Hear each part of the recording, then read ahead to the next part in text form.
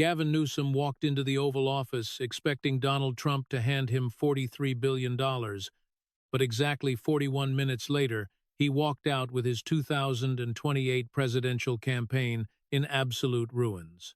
The White House pool camera recorded everything. 41 minutes. 3 questions Newsom couldn't answer.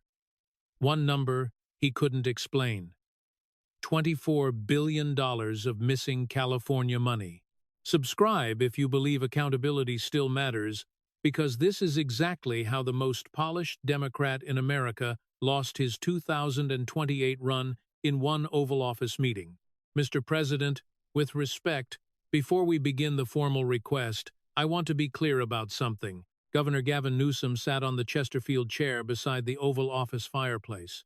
He was wearing a Brioni Navy suit and the specific shade of blue tie that his media consultant in Sacramento had selected 3 days earlier. They detested 4 alternatives against the warm color temperature of the Oval Office's television lighting.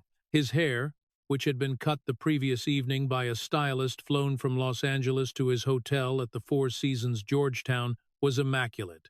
6 feet away, the President of the United States sat behind the resolute desk. That's the desk Theodore Roosevelt had converted from an antique gift of Queen Victoria. It's the desk where Franklin Roosevelt had signed the Declaration of War in 1941, and the desk beneath which John Kennedy's son had once hidden during White House photographs. Donald Trump wore a navy suit and a red tie. His hands were folded on top of a single, unopened folder. He didn't fidget, he didn't tap his fingers. He just watched Newsom begin. Mr. President, Californians didn't vote for you in either election. The people I represent believe this administration represents an existential threat to democratic norms, to the rule of law, and to the fundamental American project. I'm saying that not to be provocative, but because the people of my state deserve honesty from their governor when he sits across from the President of the United States. Newsom leaned back slightly. It's the kind of lean back a man performs when he believes he's established moral ground before transacting business. He'd rehearsed the statement twice in his hotel suite the previous night. His chief of staff, Dana Williamson, who sat now along the wall beside 2 other Newsom aides, had advised him, "Governor, don't let him set the tone. You set it first. Remind him who you represent, then pivot to the ask." Newsom had pivoted.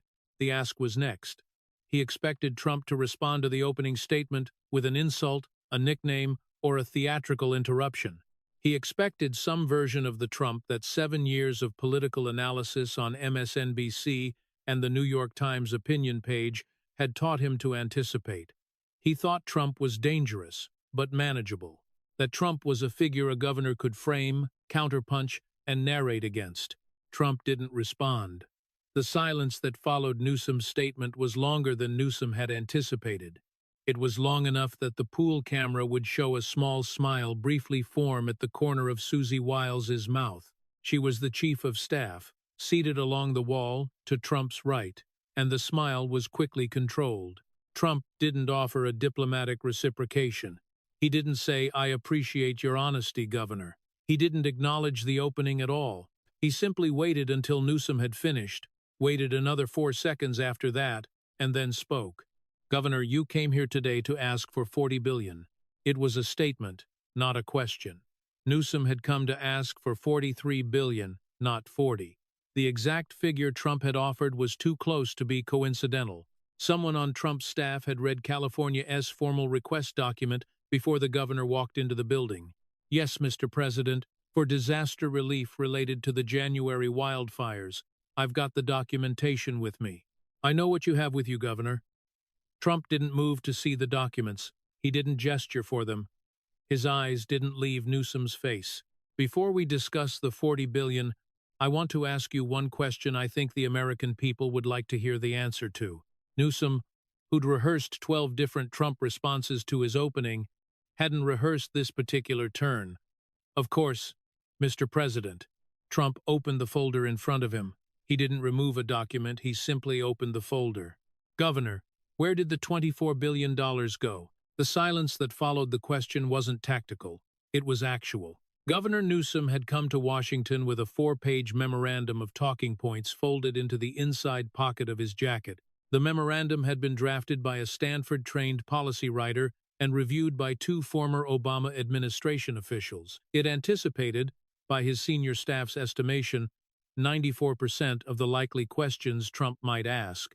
The memorandum hadn't anticipated this question. Mr. President, the $24 billion figure you cite is from your own state auditor, Governor, Trump continued, cutting into the silence.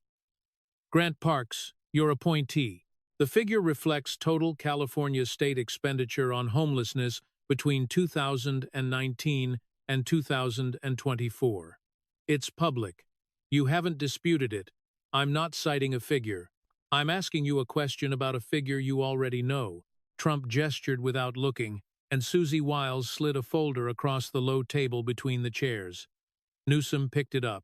The folder contained the California State Auditor Report 2024-12, the California Interagency Council on Homelessness Findings, and documents from Newsom's own state government. Those are your documents, Governor, not mine. Read the first highlighted paragraph. Newsom glanced down. He knew the paragraph. He'd known it for 2 years. Mr. President, the 2024 audit found that, read it, Governor, out loud for the pool camera. A beat passed. Newsom read, the state lacks current information on the ongoing costs and outcomes of homelessness programs. Of the 5 programs evaluated, 3 have inadequate data infrastructure to determine whether the funds spent are producing any measurable result. Trump nodded slowly, pushing another document across. Read the next one. Newsom read, between 2019 and 2024, California's homeless population increased from approximately 134,000 to approximately 181,000 by federal HUD count and to approximately 350,000 by the state's own Continuum of Care Services count. Governor, the $24 billion was spent, Trump stated. The homeless population roughly doubled. Your own state auditor says no one knows where the money went. Is that accurate? Mr. President, the audit methodology, Newsom started. Yes or no, Governor? Newsom's hand, which had carried the memorandum in his inside pocket for the preceding 11 minutes and which had been sweating into the memorandum the entire time, didn't reach for it. The memorandum had been written for a Trump who would insult him. The memorandum didn't have a paragraph for a Trump asking him to read his own audit aloud. The audit findings are accurate, Newsom conceded. Trump closed the folder in front of him. He didn't celebrate the concession. He didn't smile. He didn't use a nickname. He simply spoke in the even register of a contractor explaining why the invoice wouldn't be paid. Governor, you flew here today to ask me for $40 billion. I'm asking where the last $24 billion went, not for a partisan point, for a very simple administrative reason. If I sign this disaster declaration and I am a federal official, I have a fiduciary responsibility to the American taxpayer. I need to know that the state receiving the money can account for it. That's not political, that's basic. Newsom attempted the pivot his staff had rehearsed with him. Mr. President, disaster relief is distinct from homelessness spending. The Stafford Act specifies direct. Governor, I know what the Stafford Act specifies, Trump interrupted calmly. I signed 31 disaster declarations in my first term. I understand the law. Here's what isn't in the law. The law doesn't require me to ignore the state's track record on prior federal disbursements. And your track record, Governor, is documented in your own audit, by your own auditor, in your own state. Susie Wiles handed Trump a thicker folder. He didn't read from it. He slid it across the table. Governor, I want to be fair. I want you to see what my administration is seeing. These are internal communications from the California Department of Housing and Community Development. They were obtained through a federal-state data-sharing agreement your own administration signed in March of 2023. Newsom opened the folder. The documents were on state letterhead. Page 12, Governor, read it. Newsom read silently first. His eyes moved across the page twice. Then, after a pause that the pool camera would record as 7 seconds long, he read aloud. Home key. Round 4 allocations. 67% of funds dispersed to projects with no post-occupancy tracking.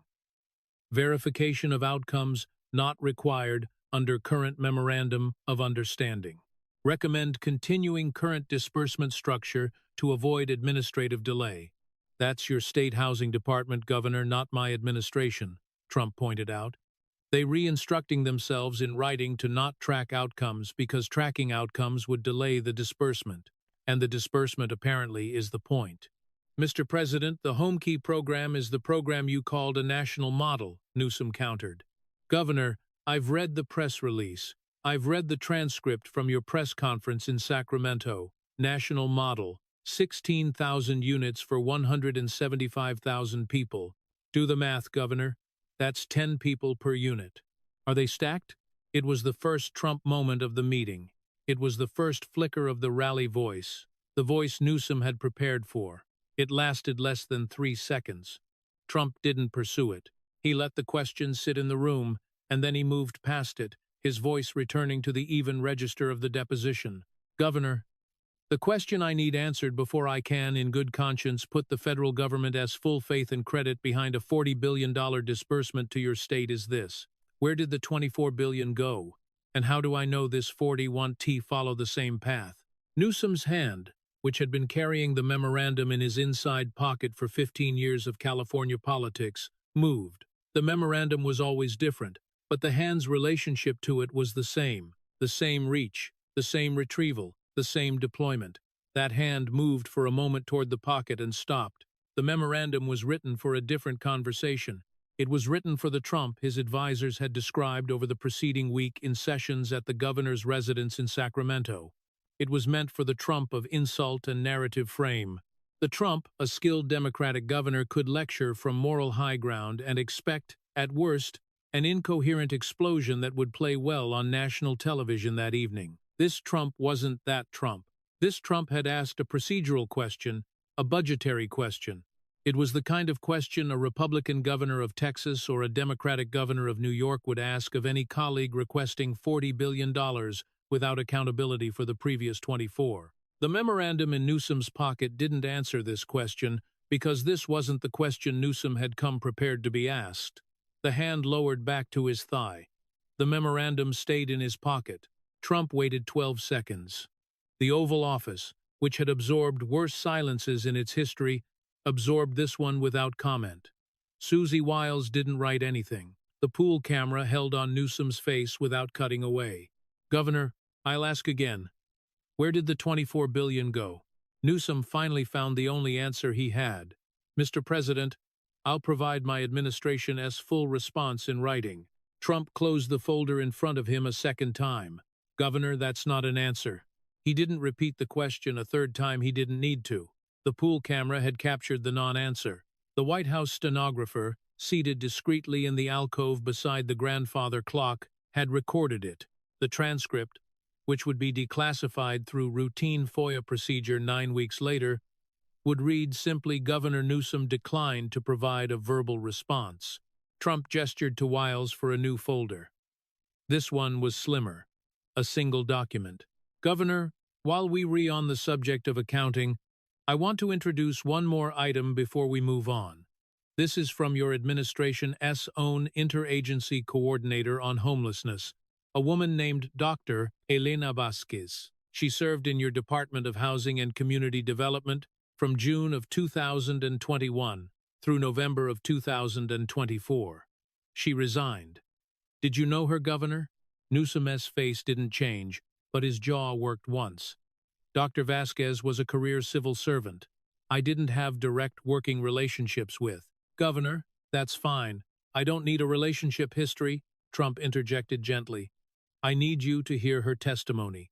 Because she submitted testimony to the federal review my administration initiated in February of 2026. Under oath, in writing, it's part of the federal record. I'm going to read one paragraph. He read from the page.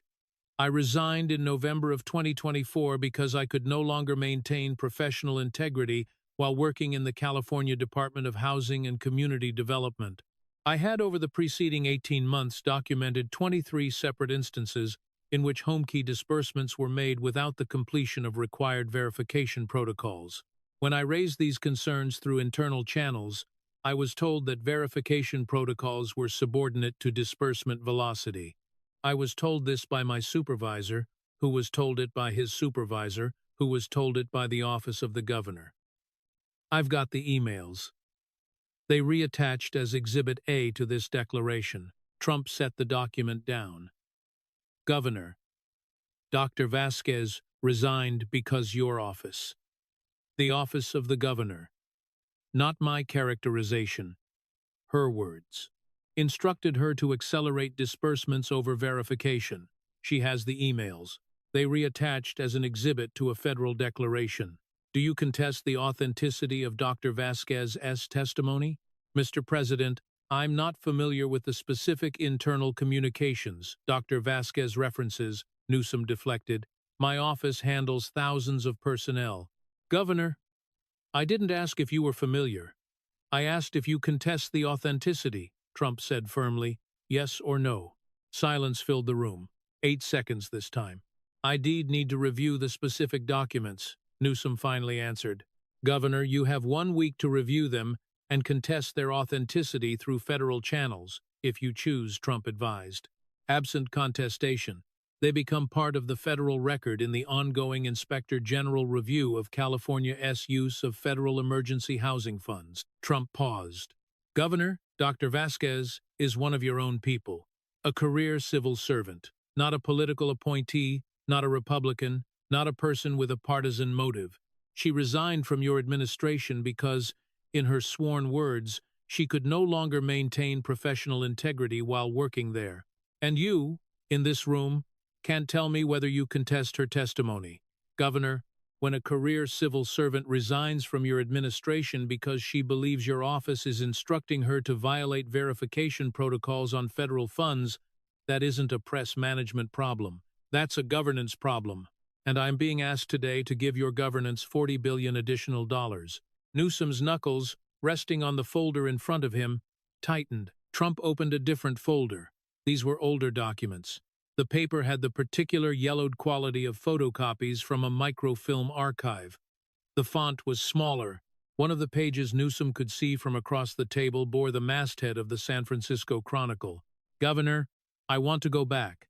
Before the governorship, before California, to 2004, Trump began.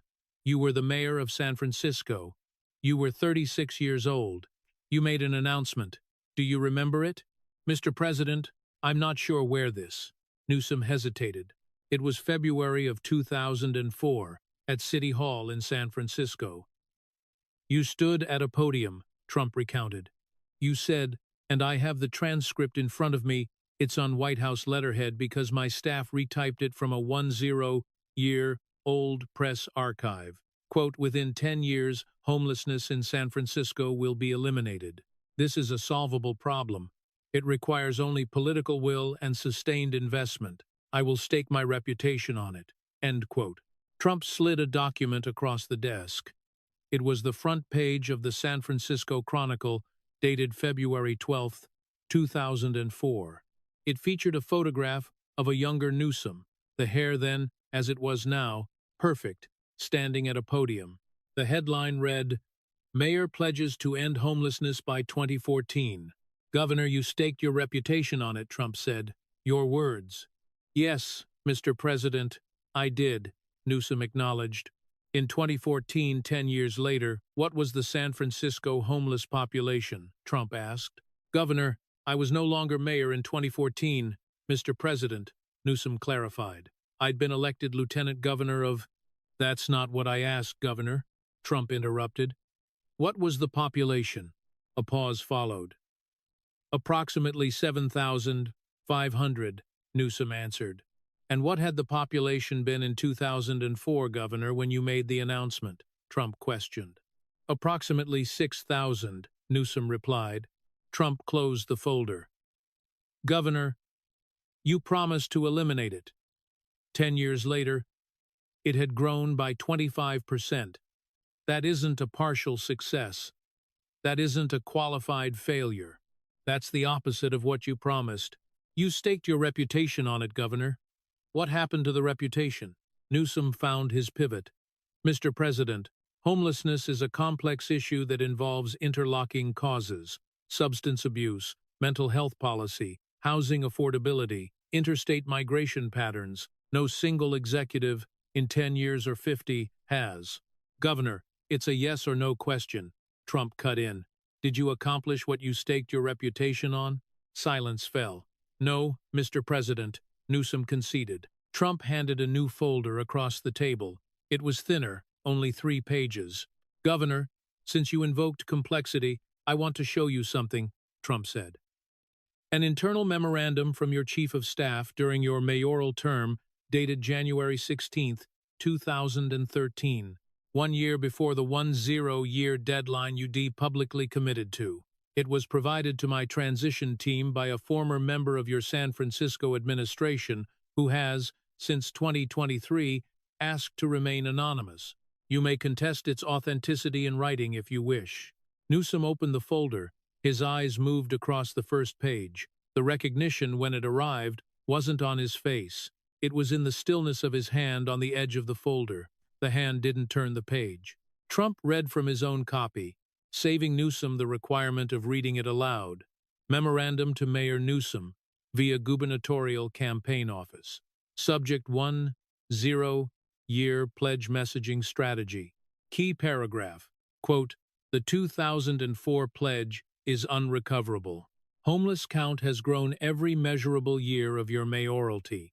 Recommend strategic pivot. Stop citing the pledge publicly. Emphasize new programs with different metrics. Redirect media attention to state-level initiatives. If pressed on the 2004 commitment, frame it as aspirational rather than operational. Gubernatorial messaging shouldn't, under any circumstances, reference the 10-year eliminate timeline. End quote. Trump set the document down. Governor, in January of 2013, your own staff told you the pledge you staked your reputation on was unrecoverable. They told you to stop citing it, to reframe it as aspirational, to redirect media attention. And you followed that advice. I've reviewed your public statements between January 2013 and your November 2018 gubernatorial election. You didn't, for the remainder of that period, reference the 2004 10-year pledge. Not once. He paused. Governor, you knew in 2013 that you failed. Your staff told you in writing. And instead of telling the public, instead of standing at the same City Hall podium where you made the pledge and admitting the pledge wasn't kept, you redirected. You pivoted. You ran for lieutenant governor on a different platform. You ran for governor on a different platform. You ran a California Fair Political Practices Commission filing in 2017 that emphasized, and I'm quoting from your campaign disclosure, your record of innovation in cross-sectoral problem-solving. You didn't use the word homelessness. Not once in the entire document. Now you're here, Governor, asking me for $40 billion. And you want me to believe that this time will be different. What's changed, Governor? Trump pressed. What's changed in 22 years that would make this $40 billion different from the last $24 billion? And different from the 2004 San Francisco pledge before that? Newsom didn't answer. The pool camera, which had been holding on him for 90 consecutive seconds by this point, captured a detail the wider shot would miss.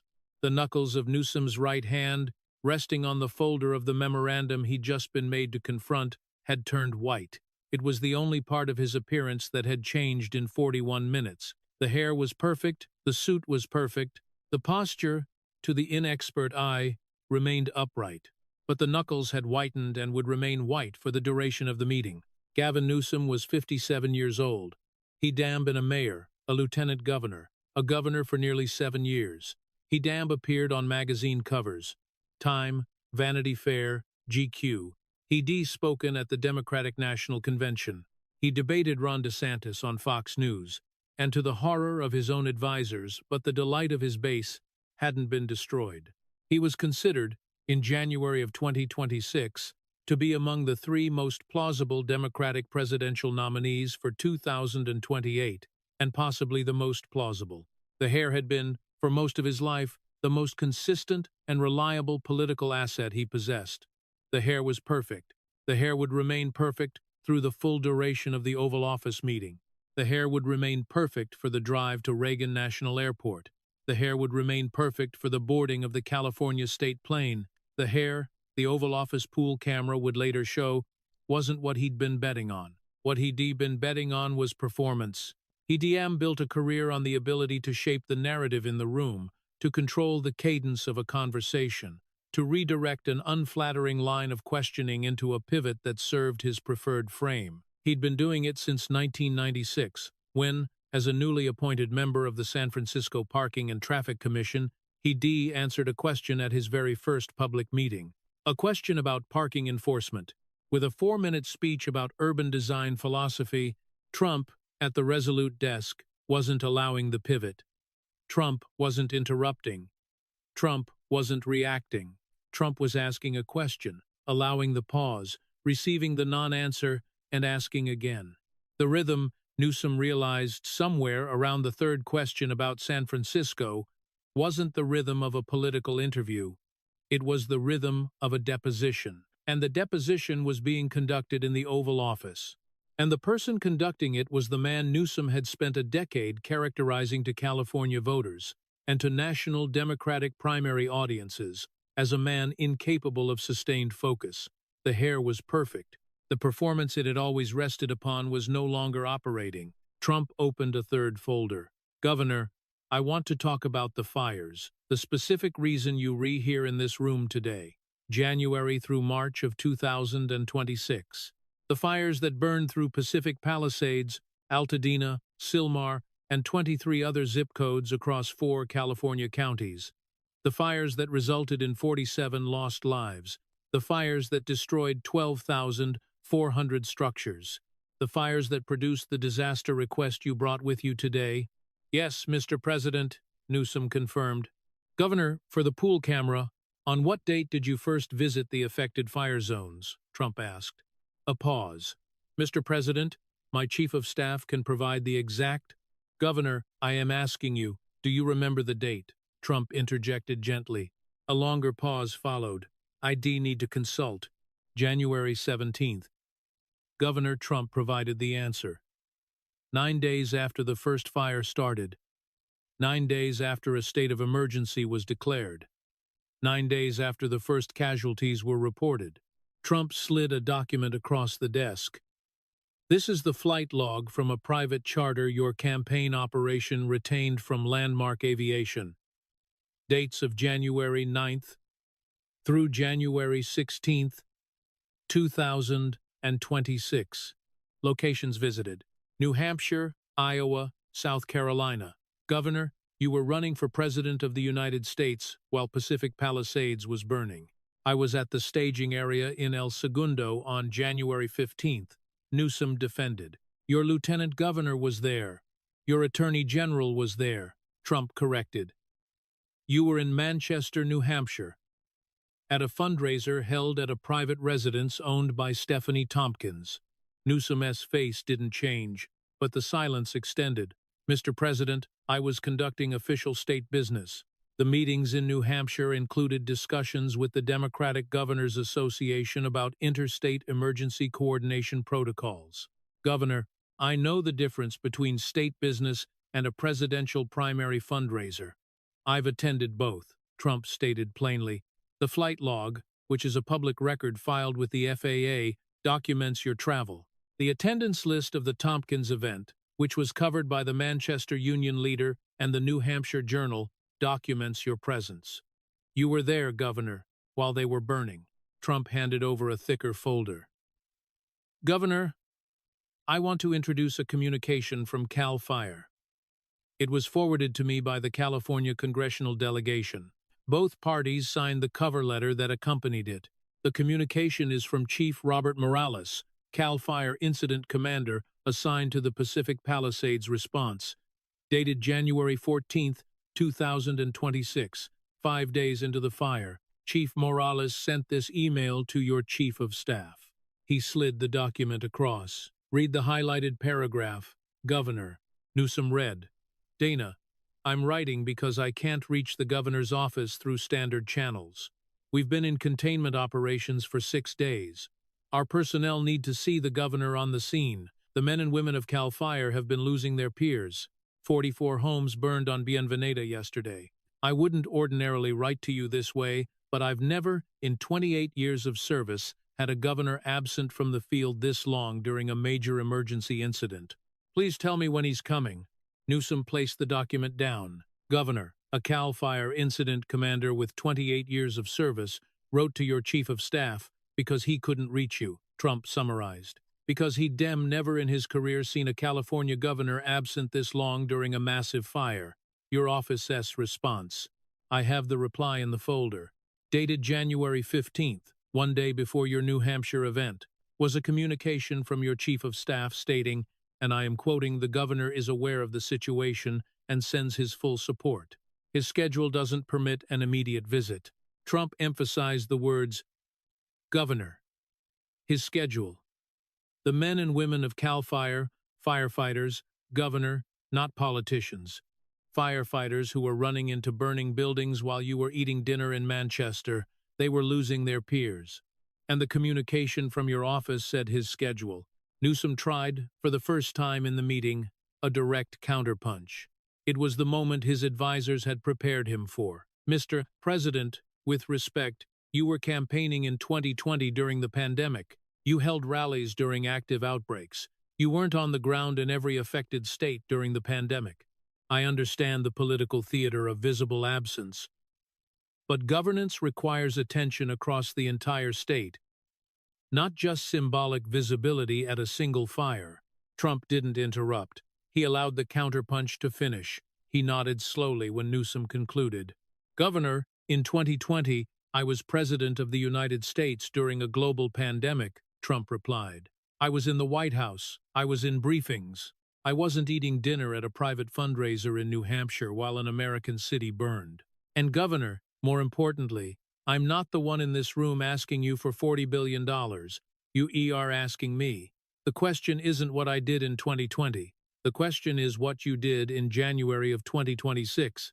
And in January of 2026, Governor, you weren't in California. You were running for president while your state was on fire. And now you're in my Oval Office, asking the federal government to cover the damage you didn't personally witness. Silence. The pool camera, which had continued to hold, captured the single involuntary action of the meeting. Governor Newsom's left hand rose to his jacket cuff. The cuff didn't require adjustment. The hand was moving because it had to move somewhere, and the cuff was what was available. The hand found the cuff, made a small adjustment that wasn't necessary, and lowered. The motion took less than 1 second. The pool camera captured it clearly. In the week that followed, that 1-second clip, which would be known in the Internet's compressed vocabulary simply as the cuff, would be viewed 143 million times across platforms. A behavioral psychology graduate student at UC Berkeley would publish a thread analyzing the micro-expression. The thread's most shared sentence read, "This isn't nervousness, this is the precise moment a politician realizes that his strategy has ended. The hand moves because the mind doesn't know where else to put the body." Gavin Newsom didn't know, as his hand moved to the cuff, that it was being captured. He didn't know that this single gesture would be the frame used on the cover of the Sacramento Bee, the Los Angeles Times, and 45 other major American newspapers to illustrate the photograph that accompanied the story of his political end. He knew only that his arm had moved. He knew that Donald Trump hadn't interrupted. Trump hadn't theatrically dismissed his counterpunch. He hadn't produced a nickname or a rally insult. Donald Trump had simply waited, listened, acknowledged, and returned the conversation to the question Newsom couldn't answer. Trump closed the 3 folders he'd used. He placed them in a stack to his left. In front of him now was only a single sheet of paper. He didn't slide it across. He looked at Newsom for the first extended look of the meeting. "Governor, we've talked about $24 billion you can account for," Trump summarized. "We've talked about a 2-year pledge you didn't keep. We've talked about 9 days you weren't in your own state while it was burning. I want to ask you about something different now. Not a policy question, not a budget question, a character question." Newsom straightened in his chair. For a moment, he saw an opening. Character questions were, in his political self-assessment, his strongest territory. He was considered handsome. He was considered articulate. Profile writers at The New Yorker and The Atlantic had, over 15 years, used the same adjective to describe him: thoughtful. He cultivated a capacity to speak about his own character on demand, in ways that audiences found persuasive. "Please, Mr. President," Newsom invited the inquiry. November 6, 2020. "Do you remember where you were?" Trump asked. The opening closed. Every person in the Oval Office knew. Every person watching the pool clip when it aired 3 days later would know. The answer was public. The answer had been public for 6 years. The answer had become, in the political vernacular of both parties, shorthand for a particular kind of hypocrisy. "Mr. President, I've addressed the French Laundry incident multiple times publicly," Newsom responded defensively. "Governor, I didn't ask whether you addressed it. I asked whether you remembered it," Trump corrected. "Yes, Mr. President, I remember." "For the camera, Governor, where were you?" Trump pushed. "At a dinner, Mr. President, in Yountville, California, at a restaurant." "What was the name of the restaurant, Governor?" "The French Laundry." "How many people were at your table?" "Approximately 12, Mr. President." "Approximately 12.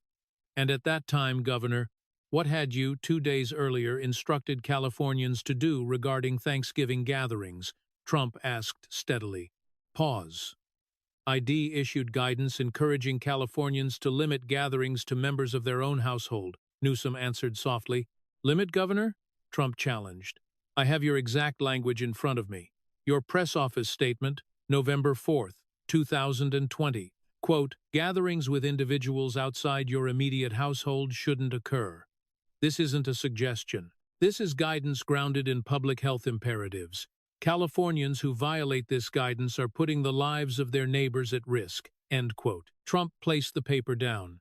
Governor, 2 days after issuing that statement, which called gatherings not a suggestion and accused Californians who violated it of putting lives at risk, you attended a dinner for 12 at a Michelin 3-starred restaurant with lobbyists. The photograph of the table was taken by another diner and published. I have the photograph. He didn't show the photograph. He didn't need to. Every American over the age of 35 had seen it. Governor, you told California families they couldn't gather with their own parents for Thanksgiving, and 2 days later you dined with lobbyists, Trump pointed out.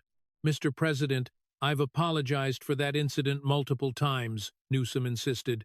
Governor, I didn't ask for an apology, Trump replied coldly. I asked a question. The question is this. When you told Californians that gathering with their own families was putting lives at risk, did you believe it? Newsom paused. Mr. President, the public health guidance at the time reflected the best available scientific understanding of. Governor, did you believe it? Trump demanded. The words you said, when you said them.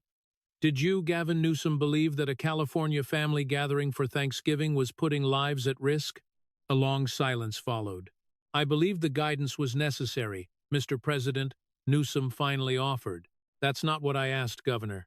Did you believe the words you said? The silence that followed was 14 seconds long. The pool camera audio engineer in the control booth in the lower level of the West Wing watched the silence meter climb. He didn't cut away. He didn't cover the pause with a studio transition. He let it run. It was, he dabbed tell his wife that night over dinner at their apartment in Arlington, the most effective silence he dab permitted to run in 17 years of pool production work. The guidance reflected. Newsom tried again. Governor, you can't answer the question, Trump stated.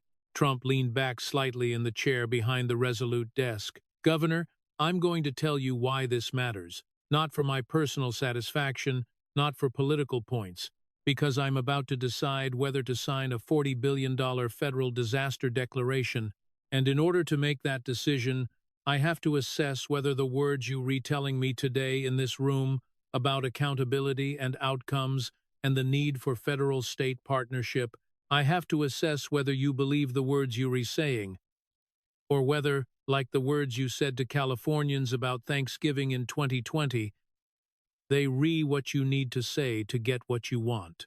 Governor, I can't sign a $40 billion declaration based on words from a man who can in this Oval Office, answer the question of whether he believed his own guidance to his own constituents during a public health emergency. I need you to understand that, not as politics, as administrative reality. Newsom didn't speak. Trump waited 18 seconds, longer than any silence in the meeting so far. He wasn't pressing. He was simply giving Newsom the full opportunity to respond before moving on.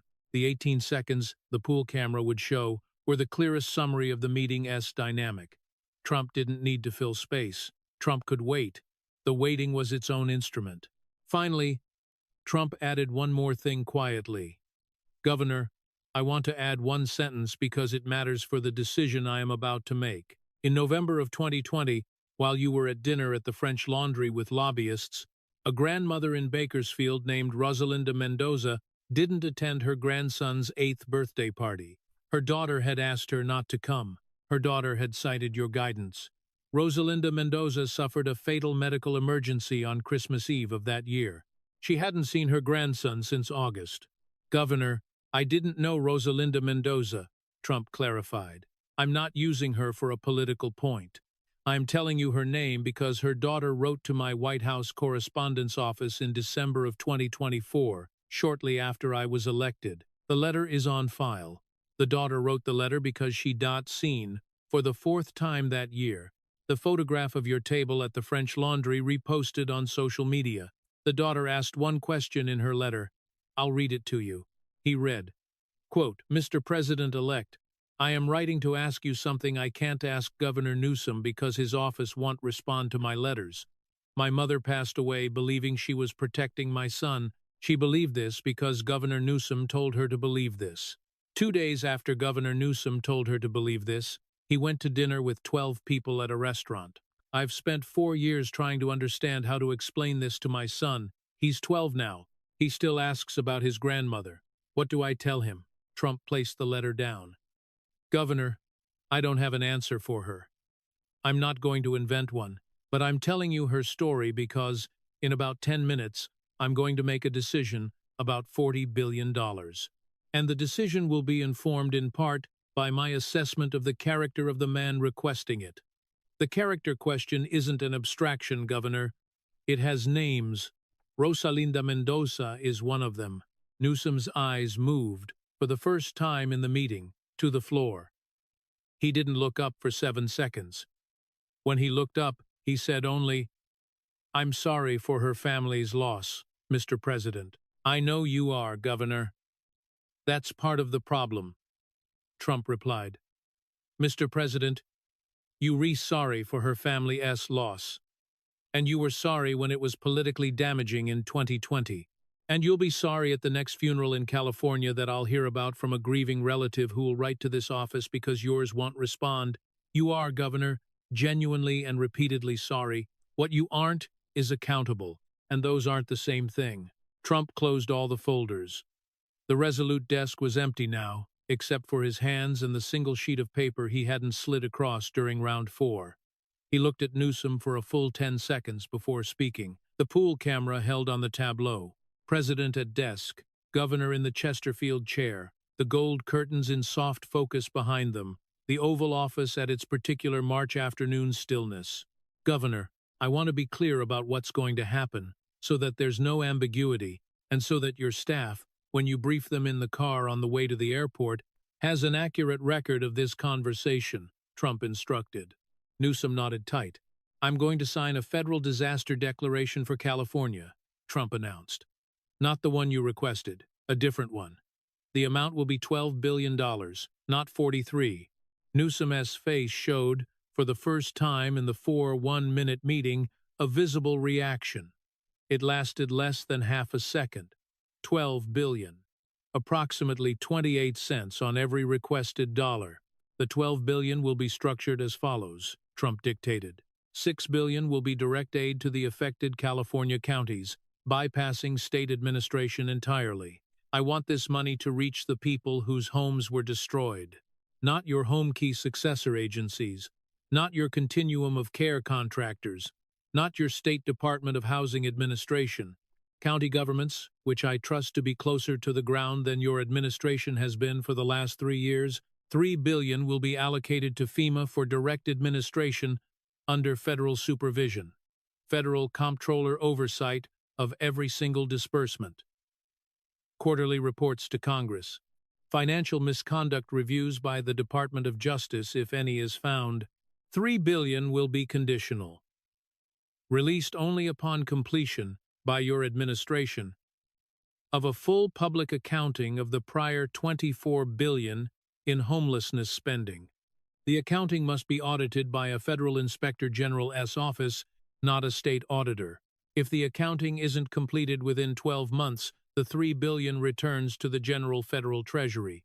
Trump paused. Governor, you came here today to ask for $43 billion without accountability. I'm offering you $12 billion with accountability. If you accept, sign here. He slid a single document across the table. It was the executive order, pre-drafted, bearing the White House seal, with a signature line for Newsom to countersign as the receiving state's executive, and a signature line for Trump immediately below. If you refuse, Governor, I'll issue a federal emergency supplemental through existing FEMA statutory authority at approximately $4 billion, with no state consultation, Trump finalized. That option doesn't require your signature. Governor, your choice. Newsom looked at the document. He'd have been in the Oval Office for 41 minutes. He'd have been answered 3 of the questions he'd have been asked with direct evasions. He'd have been answered 4 more with extended silences. He hadn't managed, at any point in the conversation, to redirect the discussion to the territory he damn prepared. He picked up the pen. He read the executive order text. His eyes moved across the conditions. The accounting requirement, the county direct disbursement, the Federal Inspector General oversight. Then, without looking up, he signed. Trump took the document, signed his own name on the line immediately below Newsom's, and handed the document to Susie Wiles. She filed it in an archival folder, and placed the folder on a small side table. Governor California will receive $12 billion in federal disaster assistance, Trump declared. The accounting requirement on the final $3 billion is in effect as of today. My chief of staff will be in communication with yours regarding the specific federal audit protocols. Trump stood. It was the first time he damn stood during the entire meeting. Governor, I hope your administration finds where the $24 billion went. For your sake and for the sake of the people of California. He didn't extend a hand. He walked to the private door on the east side of the Oval Office, the door that led to the corridor connecting to his private dining room and the Chief of Staff's office. He didn't look back. He didn't wait for Newsom to leave first. The door closed behind him. Susie Wiles held open the Oval Office door on the opposite side, the door through which Newsom had entered 43 minutes earlier. Governor, your motorcade is ready, she informed him. Newsom stood. He didn't speak. He walked out. The pool camera captured the final frame of the meeting. The resolute desk empty, the folders stacked and gone, the Oval Office still. The pool camera footage from the Oval Office meeting was released by the White House Correspondents Association, per standard protocol, 48 hours after the meeting concluded.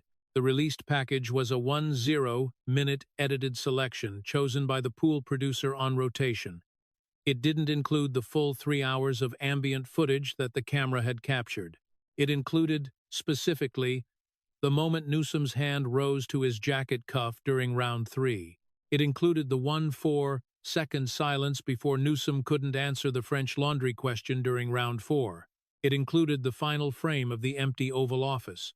Within 72 hours, the full 10-minute clip had been viewed 91 million times across platforms. The hashtag number 24billion trended for 118 consecutive hours. It was the longest political trending event on X since 2022. The pattern was consistent across user posts. A photograph of a homeless encampment in a California city, typically Sacramento or Los Angeles or San Francisco, accompanied by a screenshot of Newsom's public 2023 announcement framing HomeKey as a national model.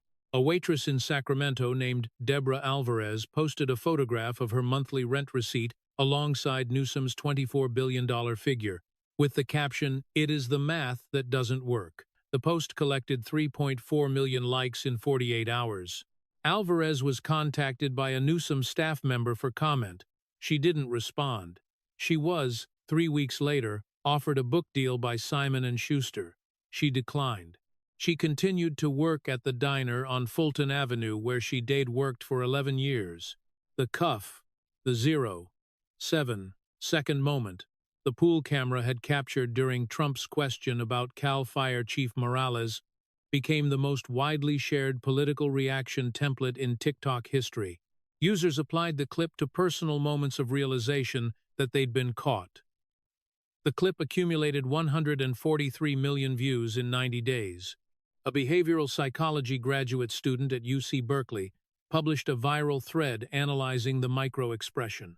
Her most shared sentence: "This isn't nervousness. This is the precise moment a politician realizes that his strategy has ended." Newsom's Wikipedia page gained a new subsection under controversies titled Oval Office Meeting, March 2026. Within 1 week, the subsection was longer than the French Laundry subsection. Wikipedia editors didn't revert it. The citations were too dense and too mainstream.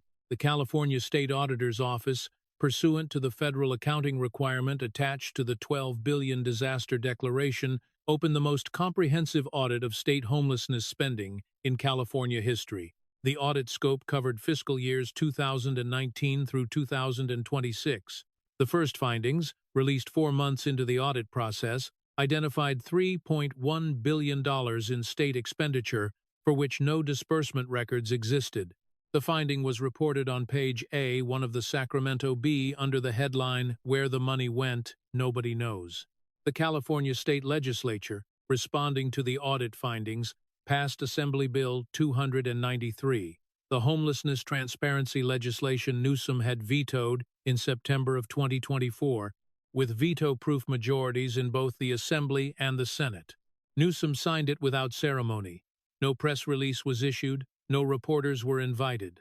The United States Department of Housing and Urban Development Office of Inspector General opened a federal compliance review of California's use of federal emergency housing voucher funds between fiscal years 2021-2026. The review wasn't a formal investigation. It was, however, the first federal-level inquiry into California homelessness spending in 22 years. The Los Angeles Times, in collaboration with the investigative nonprofit Cal Matters, published a 4-part investigative series over the following 18 months titled The Missing Billions. The series won the Pulitzer Prize for Public Service the year after publication concluded. Newsom declined every interview request during the reporting period. His former San Francisco chief of staff, whose 2013 memorandum had been read into the Oval Office record in March of 2026, did agree to one on-the-record interview. The final paragraph of that interview, which ran on the series' last day, would become the most quoted sentence of the entire Pulitzer-winning investigation. "He always believed the sentence when he said it," the chief of staff noted. "He believed it. That was his gift and his problem. He was the last person in the room to know a promise had become a lie." California Republican state legislators introduced legislation months after the Oval Office meeting to require mandatory quarterly gubernatorial presence at sites of active state emergencies. The legislation was named the Cal Fire Presence Act, in reference to Chief Morales' January 2026 email. It didn't pass, but it was introduced, and it was, for the first time in modern California political memory, the subject of bipartisan discussion. Gavin Newsom announced his 2028 presidential campaign on April 14, 2027, 13 months after the Oval Office meeting. The announcement event was held at the San Francisco Ferry Building. The crowd was smaller than his 2018 gubernatorial kickoff had been. His announcement speech was 61 minutes long. It didn't mention homelessness. It didn't mention California's federal audit. It didn't mention the Oval Office meeting. Democratic primary polling conducted by 5 major outlets in the 2 weeks following the announcement placed Newsom fourth in a 9-candidate Democratic primary field. He'd been considered, 18 months earlier, the presumptive frontrunner for the nomination. The polling narrative across all 5 outlets converged on a single phrase: repeated in varying forms by focus group participants across demographic categories. He didn't have an answer. The Democratic National Committee, in quiet strategic conversations that leaked to Axios by October of 2027, concluded that Newsom had become structurally unviable for a general election. The word structurally was the word that circulated through Democratic campaign strategist circles for months afterward. It meant, in plain English, that no amount of additional media strategy could repair what the Oval Office pool camera had captured. Newsom withdrew from the Democratic primary on February 4, 2028, 4 days before the New Hampshire primary. His withdrawal statement was 2,100 words long. It didn't mention the Oval Office meeting. It mentioned 3 separate times a phrase that would follow him for the remainder of his political career: the need to refocus on the state that elected me. California inaugurated a new governor in January of 2028. The new governor, a Democrat, inherited the federal audit process. By the middle of 2029, her administration had released a 340-page comprehensive accounting of the $24 billion. 14 federal inquiries emerged from the accounting. 2 former Newsom administration officials were charged with federal financial violations. Both accepted responsibility within 9 months of being charged. Newsom himself wasn't charged. No evidence emerged linking him personally to the mismanaged disbursements. His offense, as the Sacramento Bee would write in an editorial titled "The Administrative Failure," was administrative rather than legal. He didn't misappropriate the money. The editorial concluded he simply couldn't tell anyone where it went. And in the end, that was worse. 4 years after the Oval Office meeting, a former senior staff member who served in both Newsom's San Francisco mayoralty and his California governorship, was asked by a reporter from Politico magazine, off the record, what she thought had happened in Washington on that March morning in 2026. She thought about the question for a long time. Then she said, "He walked in thinking it was a press conference. He walked out realizing it had been a deposition." The pool camera footage, which had been released to the American public that week in March of 2026, remained in the National Archives.